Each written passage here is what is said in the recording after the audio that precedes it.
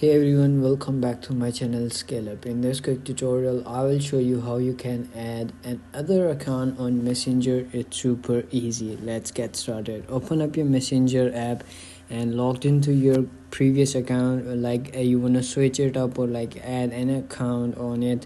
So for that, you can simply log into your account, or you can simply go to main menu and then click on your name, and then you will see over here switch profile over here. So you can see over here login into another account. So simply click on that, and then you will come in this section. To log in, you have to simply type over here your number or the Gmail that you have connected with Facebook or Messenger, and then enter password and then log in, and that's it. That's how you can add another account over here. So as you can see, I have added 4 accounts over here, but right now they are signed out. So you can also do it by the same steps.